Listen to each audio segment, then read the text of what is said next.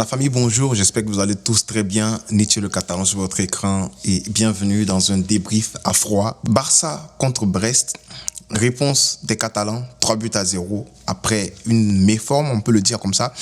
Oui, parce que quand tu habitues ton équipe à gagner plusieurs matchs avec des scores fleuves, quand tu habitues tes supporters à célébrer des 7-0, des 4-1, des 5-2, des scores vraiment de gros scores en fait, mais un match nul et une défaite, ça sonne comme une éternité. Et j'ai envie de dire que c'est très très bien même pour nous parce que ça montre en fait, ça montre que le club s'habitue à la bonne chose. Les joueurs commencent à s'habituer aux bonnes choses. Les supporters commencent à s'habituer à la victoire. Parce qu'on a eu des moments où on s'habituait quand même aux purges, aux défaites, aux nuls. Mais voilà, juste 2 matchs sans victoire et ça sonne comme une éternité. Et franchement, moi, je suis content de voir qu'il y a cette réaction-là du côté déjà des supporters qui exigent beaucoup plus de leur équipe et du côté aussi des joueurs. Voilà. Pour commencer, j'aimerais souligner rapidement l'attitude de notre fanbase qui est quand même déplorable. Bon, pas tout le monde, mais de ce que j'ai vu, on a des fans, moi aussi comme je suis habillé, mais on a des fans qui sous-estiment vraiment le potentiel de cette équipe-là, ce que cette équipe-là peut apporter. Et on a vu, Brest, ils font quand même une très belle campagne de Ligue des Champions. Mais on a vu tellement de discours défaitistes avant le match. Bon, j'ai pas fait d'avant-match, sinon j'en aurais parlé. Mais on a eu tellement de discours défaitistes. Brest va nous chicoter parce que Lamine Yamal, il est pas là. Les gars, il faut vous rappeler que le Barça, c'est pas que Lamine Yamal. Oui, Lamine Yamal, il est un point important dans le trident offensif du Barça. J'ai jamais dit le quadre de l'offensif du Barça. Mais c'est pas pour dire qu'on n'a pas Lamine Yamal, du coup on va être défaitiste. Les gars, c'est quand même Brest, hein. Chapeau à Brest parce qu'ils ont quand même été pour être à la place où ils sont actuellement. C'est chaud parce qu'il y a des équipes comme Paris. C'est compliqué sur Paris actuellement, c'est chaud sur Paris. Mais Brest, je crois que Paris sont 23e actuellement. Mais tu vois que Brest, voilà, il performe. Donc voilà, il fallait que je le dise. Mais quand même les gars, c'est Brest contre Barça. Et si c'était pas à cause du Barça depuis le départ de Messi, normalement c'était un no contest. Mais voilà, le football il a changé, les temps ont changé. Mais j'aimerais quand même dire que voilà, faut pas avoir de discours défaitiste, faut quand même aborder les matchs en tant que supporter, surtout faut aborder les matchs avec beaucoup de positivité parce que je pense qu'on a quand même la qualité pour se hisser du côté des conteneurs dans cette Ligue des Champions. Voilà. Pas qu'on est les favoris, mais du côté des conteneurs, au moins disons top 5, le Barça quand même a des arguments pour essayer de titiller les gros. Voilà, les gros même, qu'on voit City par exemple, que ça va très mal. City qui fait 3-3 contre Feyenoord, qui a ligne 3 matchs sans victoire. Ils ont perdu, je crois, ils ont perdu contre 3-0 déjà contre Feyenoord et en 10-15 minutes, ils encaissent 3 buts. Ils ont perdu récemment 2 matchs. Franchement, voilà. Donc, tu vois que c'est compliqué en fait sur tout le monde du coup. Voilà. C'est un petit coup de gueule même pour vous montrer pour vous dire en fait de ne pas avoir un discours défaitiste parce que ce Barça là, franchement, ils sont en train de nous habituer à de très belles choses. Et j'ai envie de dire que même 3-0 victoire du Barça contre Brest. Frérot, ce match il aurait facilement pu finir 7-0. Voilà. Parce que le Barça n'a pas été clinique comme ils nous l'ont montré en fait depuis le début de saison. Quand je prends un gars comme Fermín López qui rate 2-3 occasions, même la tête, il est servi par Casado si je ne me trompe pas, un centre sur le côté droit là-bas, dans le demi-espace droit, et il place sa tête sur le pied gauche de Bizot. Sur le pied gauche de Bizot, le gardien, je pense que c'est comme ça se dit. Il a eu un autre face-à-face où il fait pas le bon geste à la fin. Je crois qu'il a eu 3 face-à-face, il les manque tous et lui-même mentalement, je pense que ça l'a affecté. Voilà, j'ai vu même sa réaction après son deuxième manqué sur la tête là. Il était abattu. Il n'y a pas que lui. Il y a eu quand même un raté, si je ne me trompe pas, c'est Olmo qui fait quand même, il manque un but, c'est pas un but tout fait. Mais voilà. Tous ceux qui étaient devant, là, les 4 de devant, Rafinha, Dani Olmo, Lopez et Lewandowski, ils auraient pu facilement finir sur le scoreboard dans ce match-là. Voilà, c'est pour te montrer à quel point on aurait quand même pu tuer ce match-là. Et j'aime bien le fait que le Barça marque très vite à la 9e minute. Déjà, il y a le but de Lewandowski. Bon, voilà, c'est un penalty qui est vraiment très bien fait. J'aimerais saluer l'intelligence de Pedri, en fait, sur ce penalty-là, parce que sur ce but qu'on marque là, parce que c'est penalty, sinon, normalement, passe des Pedri qui sort une masterclass, encore une fois, en Ligue des Champions. Voilà. On va tout doucement venir vers celui qui remplace Pedri après, Frenkie de Jong, parce que j'en ai parlé. Je vous avais prévenu ici, en début de saison, il y en a qui ne m'ont pas écouté. Vous voyez où c'est en train de partir. Voilà, c'est comme si j'ai prévu la chute de Frenkie de Jong cette saison-là. Parce que je l'ai dit, moi, on va parler tout à l'heure. Donc, Pedri qui sort une masterclass. Et franchement, c'est pas la première fois que le petit nous sort. C'est-à-dire, il enchaîne les masterclass. Dommage que les stats ne viennent pas avec, mais ça en devenir petit à petit. Si Lewandowski n'avait pas été bousculé, qu'il avait marqué, ça allait faire une passe D pour Pedri. Franchement, quel palais technique, c'est un magicien. Je me rappelle de cette occasion où il a le ballon, il fait une roulette, non, c'est pas, il fait tourner le milieu en 360 et juste après, il nous sort une roulette, pas possible. Voilà, après il y a faute, mais Pedri, petit, tu respires le football. Pedri, tu es fort. Tu es un dangereux, Pedri. Pedri qui sort une masterclass. Et facilement, pour moi, c'est lui l'homme du match. Lewandowski, l'homme du résultat. Mais Pedri qui est l'homme du match parce que voilà, il a contrôlé, il a été le métronome aujourd'hui. Et j'ai envie de dire que Pedri, dans les sorties de balles, je préfère 10 000 fois par rapport à Pedri en 10. Du coup, Hansi Flick, je sais que toi aussi, tu vois ce qu'on est en train de voir là. S'il te plaît, Pedri, Casado, tant qu'on ne nous domine pas au milieu, quand les deux là sont alignés dans un double pivot, pardon, laisse les deux petits là jouer ensemble. Arrêtons les maniements bizarres. On a trouvé la paire en or pour le double pivot. Casado dans les récupérations. Dommage, il sera absent dans le prochain match de la Liga, dans lequel je pense que ce prochain match-là, il faut que le Barça réagisse parce que là, on n'a plus droit à l'erreur.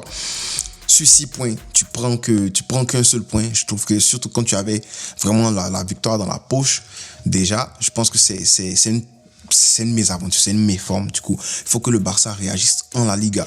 Avec Vinicius qui est blessé pour 3 semaines du côté du Real Madrid, je pense qu'il y a quand même de quoi voilà, reprendre une légère avance sur le Real. Surtout qu'ils ont quand même un calendrier qui est compliqué, qui arrive devant eux. C'était une petite parenthèse par rapport à la Liga. J'attends une réaction de la part des joueurs dans cette Liga-là.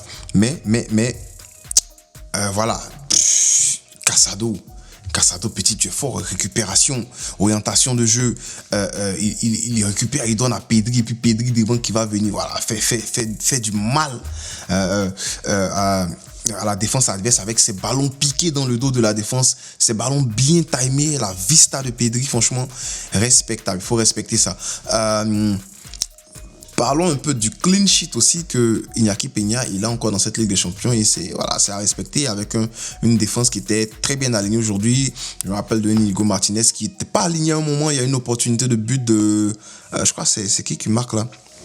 Je ne me rappelle plus, c'est l'un des attaquants de Brest qui marque. Mais il n'était pas aligné, mais il se réajuste très rapidement. Et puis, il met l'adversaire en hors-jeu. Ce qui allait facilement envoyer un but, hein, s'il n'avait pas bien fait. Mais voilà, il a fait. Je pense que ça a été très bien coordonné aujourd'hui. Et si je peux pointer quelqu'un du doigt positivement dans ce match-là, c'est Gérard Martin, parce que j'ai l'habitude de le descendre ici. J'ai dit que ce gars-là, voilà, il ressemble même pas à quelqu'un qui vient de la Masia. Quand il touche le ballon, même quand il ne touche pas le ballon, il regarde la caméra, il ne ressemble pas à quelqu'un qui vient de la Masia.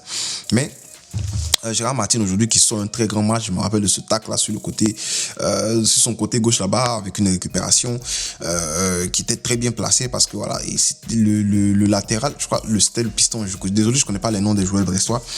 Il était à ça de faire un centre timé dans la surface de réparation, mais Gérard Martin qui pour moi il sort un match aujourd'hui et Hansi Flick a dit que voilà, c'était important pour lui c'était important pour Gérard Martin de sortir un grand match aujourd'hui, disons hier, parce que voilà, j'ai l'impression qu'il était sur la sellette. Voilà.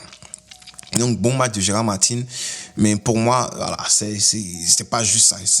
Il a trop fait de disaster class. Donc un bon match qui n'est pas une masterclass, c'est un match qui est quand même correct. Voilà, je vais pas venir l'encenser parce qu'il a encore beaucoup de choses à montrer pour même demander une place de remplaçant parce que Hansi Flick demande 2 latéraux, un à gauche et un à droite pour la saison prochaine. Et voilà, si on a un Davis, ça sera Davis et Baldé. Je vois pas Gérard Martin dans la rotation. On a juste besoin de 2 latéraux dans les 18 qui sont appelés et puis c'est tout. Voilà, on va pas Gérard Martin. Franchement, en tout cas, bon, la saison est encore longue, on va voir ce qu'il va proposer, mais c'est déjà un bon début. Passe décisive aussi de nos 2 latéraux. Gérard Martin, passe décisive sur le but de... C'est sur le but de Olmo, si je me trompe pas. Sur le but de Olmo, et Baldé qui entre et qui fait une passe D aussi sur le but de Lewandowski.